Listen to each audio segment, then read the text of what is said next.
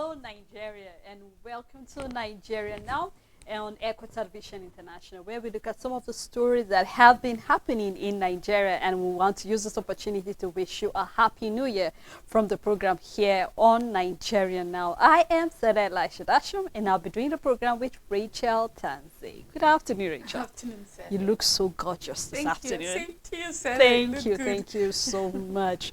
And we have quite a number of issues we would love to look at this afternoon, so you can be part of the conversation. Join us live on our Facebook and YouTube handles, and then you can also drop your own comment and your own contribution on some of the stories we will be looking at this afternoon. And we'd love to start with the tension that is going on presently. I mean, from yesterday down, we've been having a lot of rumors that have been going around with the fact that petrol price have been, increased to 1,002. I know, Rachel, there were a number of tweets going around, or you can actually call it X, because a number of people are used to it being called Twitter. Yes. And then a lot of people are coming out to say, I mean, a dollar is 1,002, and then you are seeing the fact that petrol is 1,002.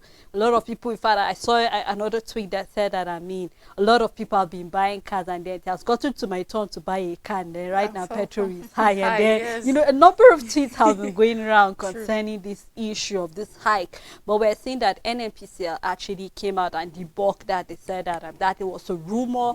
There was no any intention whatsoever to increase, the pump price, and then so there's no need for any panic buying. You remember we've had that issue not once. I mean, from last year, even the previous year, we've had a number of panic buying where we saw NNPCL saying there is sufficient fuel, so nobody should panic whatsoever.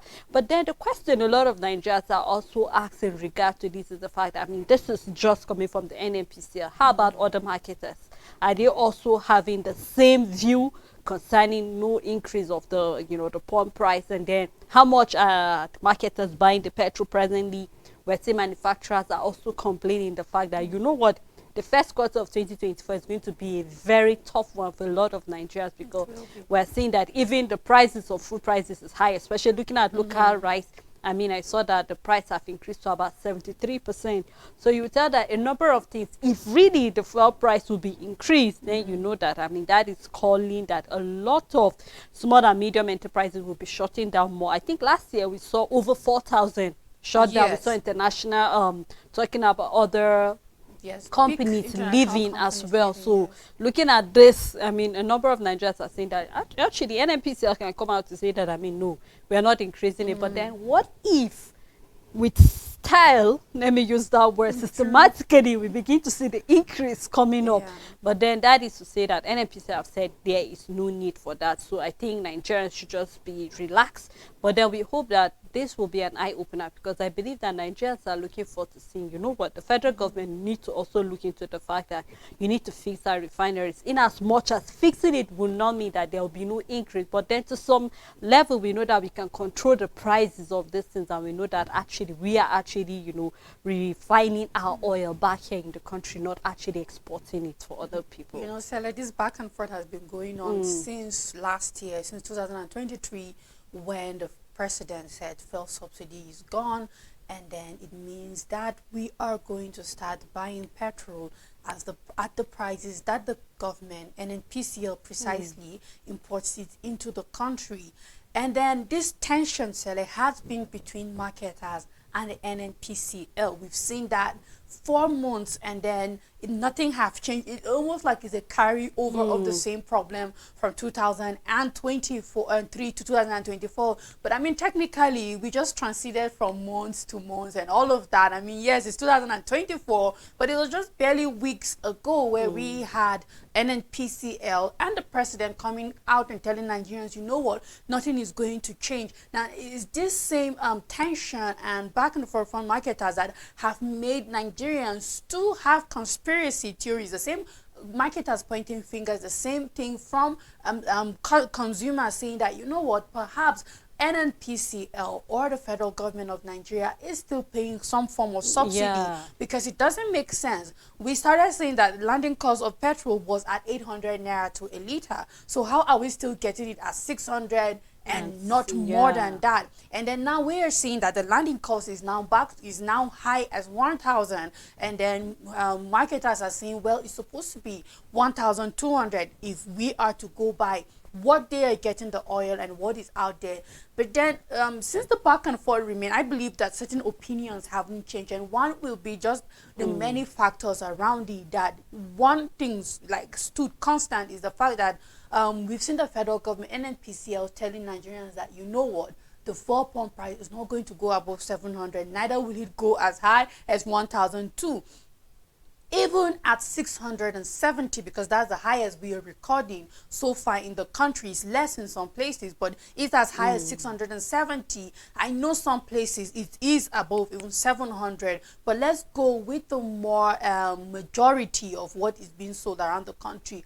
We are having businesses shutting down. Now, Sela, if we get to 1,200, it's only businesses shutting down, it's households shutting down. As well, that's lots of hardship, exactly. Because landing cost of goods, services. Everything is the entire country shutting down, because our standard of living, whatever we are managing right now, is going to go down immediately to zero. Now, I like the fact that NNPCL keeps coming out to tell Nigerians, don't worry, we are not going to change this price. I know it may make room for more speculation. There is fuel subsidy, but at this point, whatever it is that the government of Nigeria is doing to make sure that fuel pump price remain what it is, they should keep doing it. Whatever control they are having above the market, because in my opinion, another factor could be that marketers are not seeing the profit that they want to see. Because now the federal government have put them in a position where this is what will start. There is a price ceiling to petrol as it is now in this country, and marketers have made more profit in the past than what they are making right now when it comes to petroleum. And I want to believe that that is why we are having this push. It's also a factor in play that we are not selling this as we should sell it, and we are not making the profit as we should make, and that's why we are seeing fuel station closing down. We are seeing marketers that are in the distribution and the supplier also closing down. So these are all factors in play. But to be honest, let the federal government, or let NNPCL keep telling Nigerians that no, don't worry, fuel pump price won't go above 700. It won't even get to 1,002. Let them do whatever it takes. We might speculate the subsidy. However, they've told us, they've reassured that there's no such thing as subsidy. And let whatever is at play at the background concerning keeping this fuel pump price making where sure it that the is price now, doesn't go higher than that. It should keep playing, because we need that to survive in this country as it is now. Honestly, because looking at I mean, I saw Rwani saying the fact that, I mean, from January to June, Nigeria should actually brace up for more hardship. Yes. And you know, I couldn't help but imagine, I mean, what does more hardship mean? I mean, we've seen the president. Of course, we've seen the president even in his New Year's speech to Nigerians saying that they should just keep enduring, things will soon be normal. But then we're just hoping that this hardship will not go longer than it is. Yes. We're seeing that the first half of the year is going to be a tough one for Nigerians. So whatever it means for the federal government to make sure that, you know what, the price of petrol should not go higher than it is presently, they should continue doing that. Now, let's take a look at the educational sector a bit. We're seeing that the federal government has actually come out, I mean, starting from where we saw the issue of faith certificate coming from one of this investigative reporter, Umar Audu, coming out to say that he actually obtained a certificate to actually having a degree in mass communication in 6 weeks. And then a number of speculations, a number of people came out. In fact, the federal government came out. I mean, that was what drew the attention of the federal government, the fact that, you know what, there are a number of universities that are actually running in a way that it is not really applicable with what the Nigeria educational standards stand for. Because, I mean, imagine you're going to run the course of about, for example, mass communication is supposed to be a 4-year course, and then somebody is obtaining that certificate in 6 weeks, and even presently running the 1-year mandatory NYSC Corp here in the country. Then this actually calls for investigation into what is happening. And we're seeing that the federal government have come out to say that, you know what, there are a number of universities for now, we are not going to be receiving certificate. I think there was US, about 5 institutions in the US, about 5 also in the UK, and then we're seeing Uganda, Ghana, Benin Republic, Togo. Some of the institutions in this state, in this country, are actually saying that, you know what, for the meantime, investigation needs to be ongoing. So temporarily, there's a suspension of certificate coming from this institution. We're seeing NAS coming out to say, I mean, this is too harsh. Imagine some students that are actually coming from those universities and are waiting for this 1 year mandatory NYSC, and then because of this, they will be affected alongside. But I think that, I mean, this is actually saying that for a number of years right now, there have been negligence in that sector, because that is to say the number of people have been bringing certificates that are actually fake, so to say, according to the federal government. So right now, it's more like, you know what, just hold on. We need to investigate to see the certificate. If somebody is coming out with a 6 weeks certificate, that is to say a number of people have been buying. And Rachel, you and I agree that there has been a lot of certificate buying, not just now. Of course. Because we've heard of issues, even let's come down to our own WAEC here in the country. We've heard a number of people saying they bought their results. So that is to tell you, I mean, remember last year or so, we saw that of JAM, where a student was being, or she was being accused, or she came out to say she's sorry for forging her result coming from JAM. So that is to tell you that there have been a number of potholes when you're going to look at the educational sector. And I'm happy that the Nigerian University Commission have come out to say, you know what, these schools have not been accredited here in Nigeria. So for the meantime, there needs to be an investigation on what is happening in these various institutions. I mean, I believe this is an African problem and then a Nigerian problem, because regardless, the majority of the countries that are on the blacklist are African countries. And I'm not trying to say Europe, America don't have this problem, Asia, and all. There is corruption everywhere. But where does certain things thrive more is down to Africa and Nigeria precisely. And regardless, Sele, of whatever garbage that comes into your country is what you allow. Is basically what you allow. You have a student giving you a certificate that he schooled in Benin. He needs to show you his passports of in and out of this country and his stay, of how long he stayed in that country. It shows that there's also a gap somewhere. And secondly, you issued a passport to a student to go out and school, and you didn't know that the university was accredited until he came back and you're seeing a fake result and you're saying it's not accredited. Like, how now? If I can use that term, like, how? For me, I feel that every rubbish that we allow into our system is because we allowed it. Because why is it not thriving in certain place? Why is it not happening? Does that mean that there are no crook people out there that will want to do the same thing? Why are they not getting away with it, but getting away with it in Nigeria? Why is it thriving more with us? It means that we're sleeping on our jobs and our duties. So it's not all about, banning, because it's a generalization and it's dangerous. It's going to cause some people with legit certificate a lot of problems. So do your work. This is also a lazy work.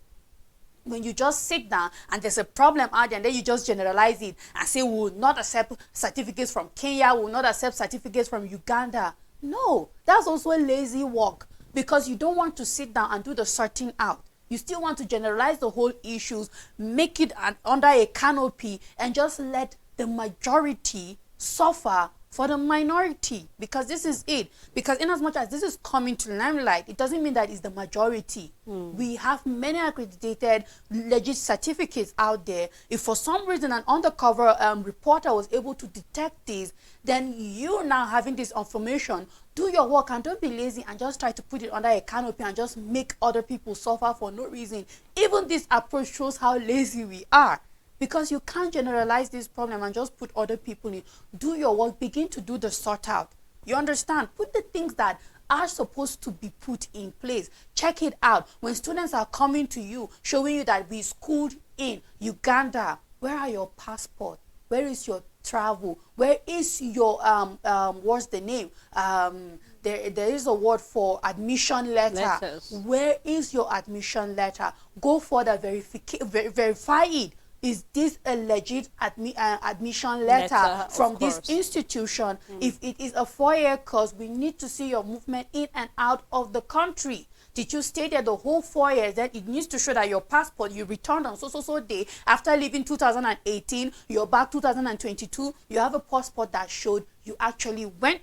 Let's just do our work. Let's do our assignment. Even the approach shows that we are lazy in a certain way. So rather than just making other people suffer, because I know when it comes to certain things like this, crime it's always the minority that speaks loud and overshadow the good that is happening. And I believe that this is also the case here. So let the federal government, rather than just sitting down generalizing it, don't be lazy, do the work out there, begin to put modalities in place to make sure that the real culprits are being caught, rather than everybody suffering for something like this. You know, of course, and I just hope that with this, just like we said, that with this coming to the limelight, it will actually draw the attention the fact that, you know what, the Ministry of Education is not all about, you know, saying that 25% have been allocated. Yes. There is a lot of work. How about ambassadors in those various places? How about NYSC? How comes you actually accepted such statement? Because we know part of the things you are supposed to take to the orientation come as some of your certificate, your statement.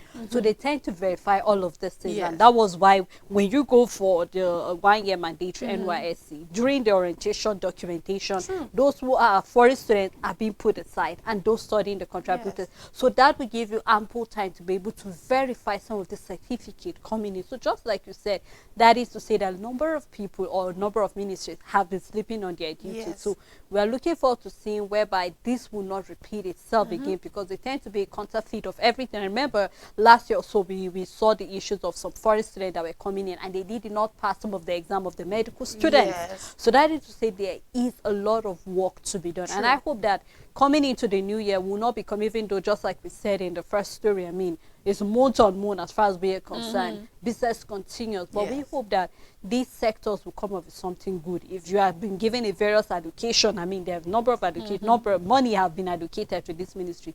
Don't just sit back. Do your work. Now let's look at the last story, looking at the issue that, I mean, for the past 25 years, we're seeing that the National Assembly is getting a very huge chunk of money coming from the over 28.77 billion naira, and you remember trillion naira, sorry, from our 2024 budget. You Yes. remember, Rachel, when I said that I've already put it on the round figure that it Figure, will be 30 trillion naira, but right now it's about 28.77. So if I'm to round it up, it's more like 29 trillion naira. Yeah. And now we're already seeing even the former president talking about, I mean, our debts. It's really going Even high. his, we are paying Now his we're debt seeing up that to now. National Assembly is Yeah. getting more funding since the country actually got into the issue of, let's say, we are now a democratic country from 1999. We're saying that this is the highest the National Assembly is getting. You and I were actually looking at the various allocation that we're going to various ministries, agencies, and department, and we saw the fact that why is the National Assembly getting, it was, I think the last time it was about 199 billion naira or so. Right now we're seeing that added allocation have been added, and so it's about 300 and I think about 385 point something, so it's more like 395 or so billion naira. And then a number of people have been saying, why is the National Assembly getting this huge amount of money? What are they going to do with the money?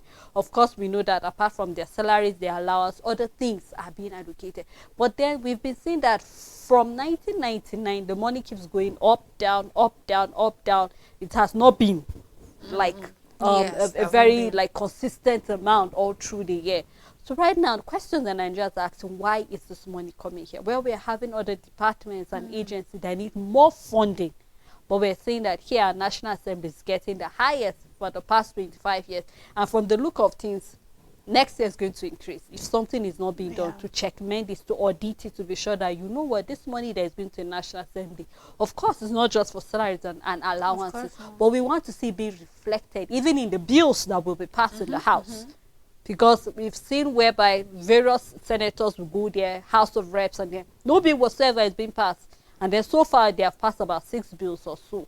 So right now Nigerians are asking questions concerning this chunk of money that will be going to the National Assembly this year. You know, Stella, you quickly mentioned past President Obasanjo talking about our debt. And the humor there for me is the fact that he also took debt, and the leaders that took over him also paid borrowing. off. So all leaders in Nigeria are actually guilty of borrowing. You can't really point a finger to anybody. But then that aside, I don't know if I'm getting this adage well, but then it's about to whom more is given, more is expected. And that is where I'm going to stay with the National Assembly. We can go on and on about what could have been given to them and what they shouldn't receive and what the money could be used for and all of that. And for me, I see it as a test to their leadership, to their diligence, to their patrioticness, if there's a word like that, Tele, because you have much now. We need to see more at your constituency, because we've just been having years and years of senators doing little or nothing at the constituency level. And the thing about politics is that we keep trusting people that keep failing us. And there's nothing wrong with that, because you keep giving people second chances. You keep saying, you know what, he just had his first 4 years. He had it difficult. Let's give him the next 4 years and let's see. And it's 8 years down the road and these senators haven't delivered anything. Like, I have a senator in my area that came and put in a big sign that he graded a 1.4 kilometer road. So like, that senator poured mud. We suffered 3 good years. You can't just walk to the shop and you're back with your slippers. It's so heavy. And this senator confidently put a signpost that he grade a 1.4 kilometer road. And up till today, I'm shocked and disappointed that you are a senator with a constituency and you will do this rubbish and put a sign there. And this is what we've been having. We've seen where a senator or a member, House of Representatives, building a wooden bridge and commissioning it and saying they spend millions of naira and all of that. And this is where we're going to see if the 10th National Assembly is going to be different. We have some senators coming back and having another second chance of having 4 years. We have a good number that are just starting, and now you are giving much. For me, it's just let Nigerians watch and see, because you know what, yes, this money can go into census. We need almost that kind of amount to know our population, which is very important because it has affected us on a lot of level. We can say education needs it, we can say health needs it, we can say a lot. But it's fine, they have that money. Let's see what they will do, because we are expecting much from them. I'm looking forward to seeing the senators using this money. And I hope that we don't sleep and just let them do whatever they want to. I just hope that everybody that is in the position to question them and call them to book will do the needful. And this is what I am looking forward to. And I hope that this 10th Assembly will surprise Nigerians and just, you know, wow us and do good to the country. Let's see constituencies growing. Let's see people, let's see standards at the local government areas, at zones, because they have senators that have been given much and are doing the much that is expected of them. You know, Rachel, this is really, I think this is a take home for the 10th House of Assembly. Yes. That, of course, right now, Nigerians cannot say anything. I mean, the president already signed that budget on 1st of January for 2024. So it's expected that almost every agency, departments have actually gotten their allocation and they are supposed to start working. Yeah. So we are hoping that there will be no excuses. I mean, we saw last year where, I mean, about 70 billion naira was being given as supplementary budget because there are certain things. Nigerians came after senators for the SUV and then a number of things, and then saying, I mean, you never said no. Yeah. Where the president is telling Nigerians, please just endure, endure, endure. And then we are seeing a number of expert economics coming out saying, you know what, the first half of 2024 is going to be a very tough one. So you have to brace up. And then the year is just starting. And then a number of people are saying, you know what, January is more like 90 days than 31 days. So you know what, do a number of things. But I believe that Nigerians want to see whereby the people they have voted into power will actually use this money being given to them. Of course, money that we don't even have, that we have to borrow. But I think Nigerians will be even more happy and more glad when they see that, you know what, yes, we borrowed this fund, but then we're being seen the money is being used the way it should be. Yeah. I think this will gladden the heart of Nigerians, knowing that the fact, you know what, our tax pay, you made mention of one sector or you make mention of one project, which is road.